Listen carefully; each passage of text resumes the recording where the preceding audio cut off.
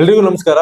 ತುಂಬಾ ಜನರು ನನಗೆ ಕಮೆಂಟ್ ಮಾಡ್ತಾ ಇದ್ರಿ, ಈ ಒಂದು ಸರ್ಕಾರದ ಒಂದು ಯೋಜನೆಯಲ್ಲಿ ಈ ಒಂದು ಕುರಿ ಶೆಡ್ ನ ಮಾಡೋದಕ್ಕೆ ಯಾವ್ದಾದ್ರು ಕೂಡ ಯೋಜನೆ ಇದೆಯಾ, ಅಂದ್ರೆ ಸಬ್ಸಿಡಿ ಯೋಜನೆ ಇದೆಯಾ ಅಂತ ತುಂಬಾ ಜನರು ನನಗೆ ಕೇಳ್ತಾ ಇದ್ರಿ. ಹೌದು ಸ್ನೇಹಿತರೆ, ಈ ಒಂದು ಸಂದರ್ಭಗಳಲ್ಲಿ ನಿಮ್ಗೆ ಒಂದು ಸರ್ಕಾರದಿಂದ ಈ ಒಂದು ಕುರಿ ಶೆಡ್ ನ ಮಾಡೋದಕ್ಕೆ ನಿಮ್ಗೆ 67,000ದಿಂದ 70,000ದವರೆಗೆ ನಿಮ್ಗೆ ಈ ಒಂದು ಸಬ್ಸಿಡಿನ ಕೊಡ್ತಾ ಇರುವಂತದ್ದು. ಆ ಒಂದು ಸಬ್ಸಿಡಿನ ತಗೊಂಡು ನೀವು ಈ ಒಂದು ಕುರಿ ಶೆಡ್ ನ ನೀವು ನಿರ್ಮಾಣನ ಮಾಡ್ಬೇಕಾಗುತ್ತೆ. ನಿಮ್ಮ ಹತ್ರ ಸ್ವಲ್ಪ ಜಾಗ ಇದ್ರೆ ಸಾಕು. ಅಂದ್ರೆ ಈ ಒಂದು ಗ್ರಾಮೀಣ ಪ್ರದೇಶದಲ್ಲಿ ವಾಸ ಮಾಡ್ತಿರುವಂತರಾಗಿರ್ಬೋದು, ಸಿಟಿಗಳಲ್ಲೂ ಕೂಡ ಸ್ವಲ್ಪ ಜಾಗ ಇದ್ರೆ ನಿಮ್ಗೆ ಒಂದು ಸಣ್ಣ ಮಟ್ಟದ ಒಂದು ಜಾಗ ಇದ್ರೆ ಅಲ್ಲಿ ನೀವು ಕುರಿ ಶೆಡ್ ನ ಮಾಡ್ತೀನಿ ಅನ್ನೋದಾದ್ರೆ ನಿಮ್ಗೆ ಸರ್ಕಾರದಿಂದ 70,000ದವರೆಗೆ ನಿಮ್ಗೆ ಸಬ್ಸಿಡಿ ಸಿಗುವಂತದ್ದು. ಇದ್ರ ಬಗ್ಗೆ ನಾನು ಕಂಪ್ಲೀಟ್ ಡೀಟೇಲ್ಸ್ ನ ಹೇಳ್ತಾ ಹೋಗ್ತೀನಿ. ಅದಕ್ಕೂ ಫಸ್ಟ್ ನಮ್ಮ ಒಂದು ಚಾನಲ್ಗೆ ಯಾರೇನು ಸಬ್ಸ್ಕ್ರೈಬ್ ಆಗಿಲ್ಲ, ದಯವಿಟ್ಟು ಕೂಡ ಸಬ್ಸ್ಕ್ರೈಬ್ ಮಾಡ್ಕೊಳ್ಳಿ ಅಂತ ನಾನು ಹೇಳೋದಕ್ಕೆ ಇಷ್ಟಪಡ್ತೀನಿ. ಮೊದಲನೇದಾಗಿ ಈ ಒಂದು ಯೋಜನೆಯ ಒಂದು ಉದ್ದೇಶ ಏನಂತ ನೋಡೋದಾದ್ರೆ, ಕುರಿಗಳ ಒಂದು ಆರೋಗ್ಯ ಮತ್ತೆ ಈ ಒಂದು ಸುರಕ್ಷತೆಯನ್ನ ಕಾಪಾಡುವಂತದ್ದಾಗಿರ್ಬೋದು, ಅದೇ ರೀತಿಯಾಗಿ ಈ ಒಂದು ಕುರಿಗಳು ಸಾಯುವಂತದ್ದಾಗಿರ್ಬೋದು, ಇದನ್ನೆಲ್ಲದನ್ನು ಕೂಡ ತಡೆಗಟ್ಟುವಂತದ್ದಾಗಿರ್ಬೋದು. ಅಂದ್ರೆ ಈ ಒಂದು ಕಾಯಿಲೆಗಳೆಲ್ಲ ಬಂದು ಈ ಒಂದು ಕುರಿಗಳು ಸಾವನ್ನಪ್ಪುವಂತದನ್ನ ನೀವು ನೋಡಿರ್ತೀರಾ.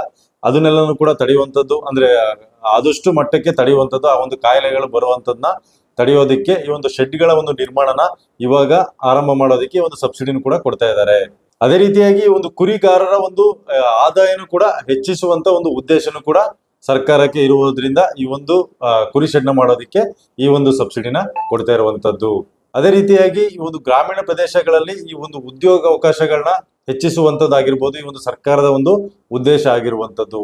ಅದಕ್ಕೋಸ್ಕರನೇ ಈ ಒಂದು ಕುರಿ ಶೆಡ್ ನ ಮಾಡೋದಕ್ಕೆ ಒಂದು 70,000ದವರೆಗೆ ನಿಮ್ಗೆ ಈ ಒಂದು ಸಬ್ಸಿಡಿನ ಕೊಡ್ತಾ ಇರುವಂತದ್ದು. ಅದೇ ರೀತಿಯಾಗಿ ಈ ಒಂದು ಹಿಂದುಳಿದ ವರ್ಗಗಳ ಒಂದು ಆರ್ಥಿಕ ಬೆಂಬಲನು ಕೂಡ ನೀಡುವಂತದ್ದಾಗಿರ್ಬೋದು.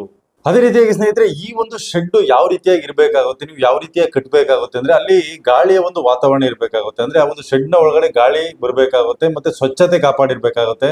ಅದೇ ರೀತಿಯಾಗಿ ಒಂದು ಸ್ವಚ್ಛತೆ ಕಾಪಾಡುವಂತ ಒಂದು ಏನು ಮಾರ್ಗಗಳಿದೆ ಅದನ್ನು ಕೂಡ ನೀವು ಮಾಡಿರ್ಬೇಕಾಗುತ್ತೆ ಒಂದು ಶೆಡ್ ಅಲ್ಲಿ. ಅದೇ ರೀತಿಯಾಗಿ ಈ ಒಂದು ಕುರಿ ಶೆಡ್ ನ ಮಾಡುವಂತ ಸಂದರ್ಭಗಳಲ್ಲಿ ಒಂದು ಸೂಕ್ತವಾದ ಒಂದು ಸ್ಥಳದಲ್ಲಿ ನೀವು ಆ ಒಂದು ಕುರಿ ಶೆಡ್ ನ ಮಾಡಿರ್ಲೇಬೇಕಾಗುತ್ತೆ. ಇಷ್ಟೆಲ್ಲ ಇದ್ರೆ ನಿಮ್ಗೆ ಈ ಒಂದು ಸಬ್ಸಿಡಿಗೆ ಎಲಿಜಿಬಲ್ ಆಗ್ತೀರಾ. ಟೋಟಲ್ ಆಗಿ ಈ ಒಂದು ಕುರಿಗಳಿಗೆ ಆ ಒಂದು ಆಹಾರ ಸಂರಕ್ಷಣೆ ಆಗಿರ್ಬೋದು, ಆ ಒಂದು ನೀರಿನ ವ್ಯವಸ್ಥೆ ಇಂಪಾರ್ಟೆಂಟ್ ಆಗಿ ಇರ್ಲೇಬೇಕಾಗುತ್ತೆ. ಆ ರೀತಿಯಾದ ಒಂದು ಶೆಡ್ಗಳನ್ನ ನೀವು ನಿರ್ಮಾಣನ ಮಾಡ್ಬೇಕಾಗುತ್ತೆ. ಹಾಗಿದ್ರೆ ಈ ಒಂದು ಯೋಜನೆಗೆ ಅರ್ಜಿ ಹಾಕೋದಿಕ್ಕೆ ಏನೆಲ್ಲ ಒಂದು ಎಲಿಜಿಬಿಲಿಟಿ ಬೇಕಾಗುತ್ತೆ ಅನ್ನೋದನ್ನ ನೋಡೋದಾದ್ರೆ, ಮೊದಲನೇದಾಗಿ ಈ ಒಂದು ಕರ್ನಾಟಕದ ಒಂದು ಖಾಯಂ ನಿವಾಸಿ ಆಗಿರ್ಬೇಕಾಗುತ್ತೆ.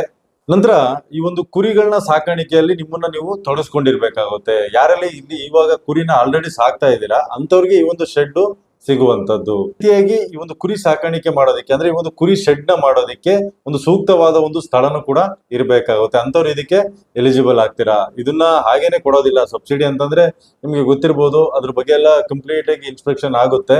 ಅದಾದ ನಂತರದಲ್ಲಿ ನಿಮ್ಗೆ ಆ ಒಂದು ಸಬ್ಸಿಡಿನ ಕೂಡ ಕೊಡುವಂತದ್ದು. ಅಂದ್ರೆ ಒಂದು ಕುರಿಗಳಿಗೆ ಆಹಾರ ಸಂರಕ್ಷಣೆ ಆಗಿರ್ಬೋದು, ನೀರಿನ ವ್ಯವಸ್ಥೆ ಪ್ರತಿಯೊಂದು ಕೂಡ ಇರ್ಬೇಕಾಗುತ್ತೆ, ಮತ್ತೆ ಸ್ವಚ್ಛತೆನೂ ಕೂಡ ಕಾಪಾಡ್ಕೊಂಡಿರ್ಬೇಕಾಗುತ್ತೆ. ಆ ರೀತಿಯಾದ ಒಂದು ಶೆಡ್ ನ ಮಾಡಿದ್ರೆ ನೀವು ಎಲಿಜಿಬಲ್ ಆಗ್ತೀರಾ. ಅದೇ ರೀತಿಯಾಗಿ ಒಂದು ಕಡಿಮೆ ಆದಾಯದ ಒಂದು ಕುಟುಂಬಗಳಿಗೆ ಈ ಒಂದು ಸಬ್ಸಿಡಿ ಸಿಗುವಂತದ್ದು. ಅದೇ ರೀತಿಯಾಗಿ ಒಂದು SC ST OBC ಸಮುದಾಯಗಳಿಗೆ ಒಂದು ವಿಶೇಷವಾದ ಒಂದು ಆದ್ಯತೆಯನ್ನು ಕೂಡ ಕೊಟ್ಟಿರುವಂತದ್ದು ಈ ಒಂದು ಯೋಜನೆಯಲ್ಲಿ. ಅಂದ್ರೆ ನಾನು 70,000 ಅಂತ ಏನ್ ಹೇಳಿದೆ ಅಂದ್ರೆ, ಈ ಒಂದು ಸಬ್ಸಿಡಿ 70,000 ಸಿಗುತ್ತೆ. ಆದ್ರೆ ಸಾಮಾನ್ಯ ವರ್ಗದವರಿಗೆ SC ST OBC ಗಳಿಗೆ ಇನ್ನೂ ಕೂಡ ಹೆಚ್ಚಿಗೆ ಈ ಒಂದು ಆದ್ಯತೆಯನ್ನು ಕೂಡ ಕೊಡಬಹುದು, ಹೆಚ್ಚಿನ ಒಂದು ಸಬ್ಸಿಡಿ ಕೂಡ ಸಿಗಬಹುದು. ಹಾಗೇನೆ ಈ ಒಂದು ಯೋಜನೆಗೆ ಅರ್ಜಿ ಹಾಕೋದಿಕ್ಕೆ ಏನೆಲ್ಲ ಒಂದು ದಾಖಲಾತಿಗಳು ಬೇಕಾಗುತ್ತೆ ಅಂತ ನೋಡೋದಾದ್ರೆ, ಮೊದಲನೇದಾಗಿ ನಿಮ್ಮ ಒಂದು ಆಧಾರ್ ಕಾರ್ಡ್ ಬೇಕಾಗುತ್ತೆ.